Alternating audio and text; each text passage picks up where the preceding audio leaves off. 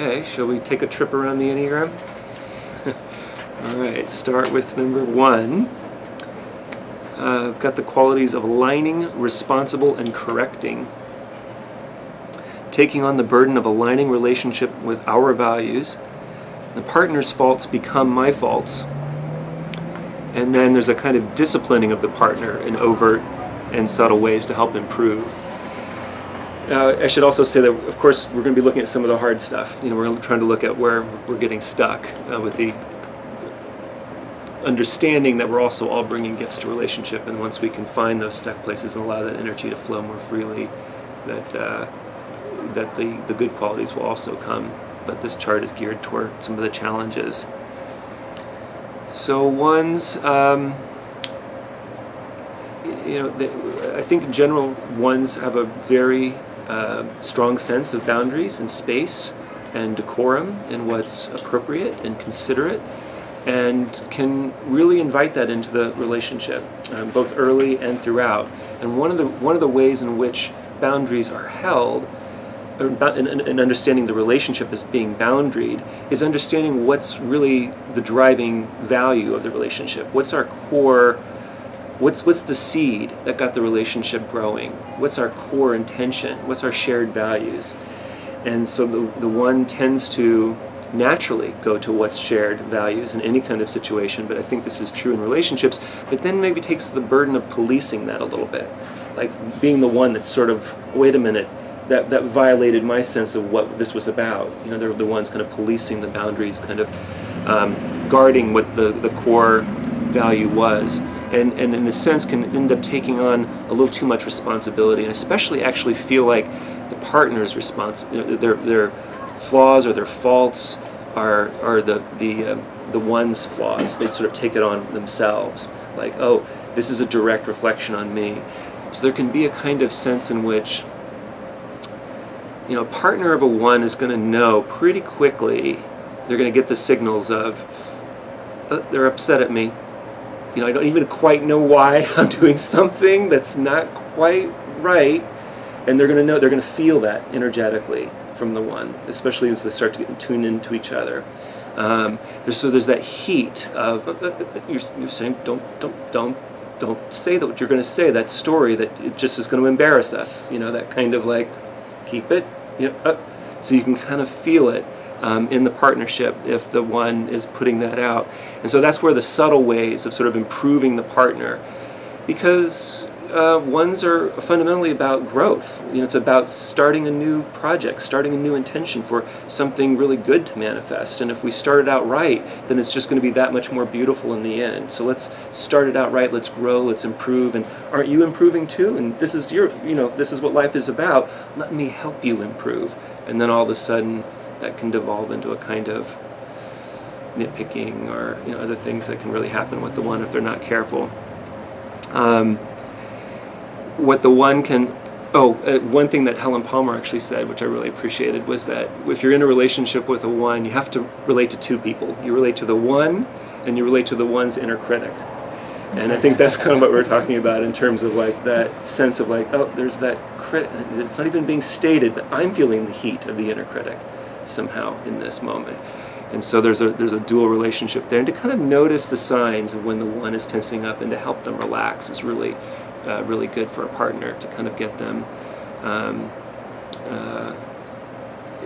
to bring some levity, bring some humor into the situation if at all possible, not at the one's expense. So the one can have this great gift of being boundaried and actually be quite noble and dignified in relationship, and very, very tuned into the space of the relationship, how that space is being navigated and what's being brought into the space. And one of the things that the one can then work on is not worrying so much about, are we aligning with the core values of what we started out, and always trying to check back into how we started the relationship. Are we on the same page? What's our purpose here? Start to, what does my partner feel? And get into how are they actually feeling, rather than going to the standard of what the relationship ought to be. So this is really one of the growth edges of the one, is getting into the heart of the relationship, getting into the feelings. Like everything, like the inner experience is that everything is subject to kind of criticism or evaluation or assessment, and so it can feel kind of barren or bleak. And so experiencing a kind of like acceptance or like a warmth, in spite of that, is really helpful for kind of softening that. And yeah, I think it also connects with why like sort of hearing criticism externally can be like kind of amplifying like the sort of barrenness or the bleakness inside. So I think like around like acceptance and warmth, and fun. I know for me there's a lot around it's sort of like sort of thinking like, okay, like what's what needs to be kind of resolved, or what needs to be fixed, or what needs to be changed to make it closer to the ideal.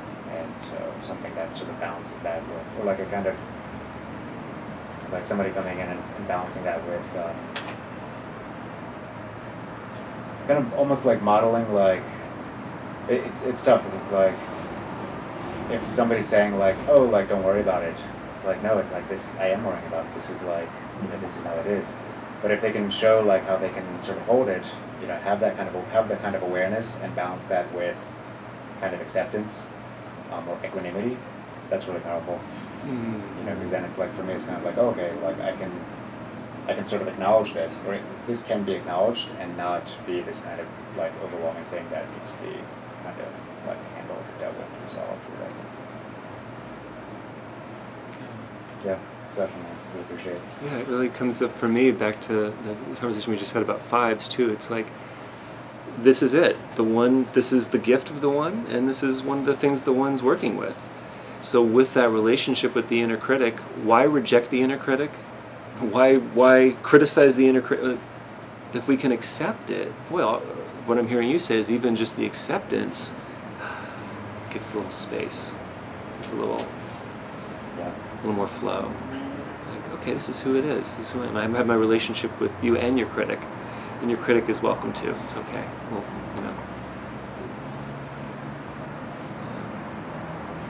Yeah, the book comes to mind is like a pet, or like a mother-in-law. But you can imagine like a pet that's just like a cat. That's like, cat's gonna do what it's gonna do. Just go with it. That's like the inner critic. We're not going to get rid of the inner critic anytime soon. So right. It's like this person's like, it's this person and the cat. It's like a combined package.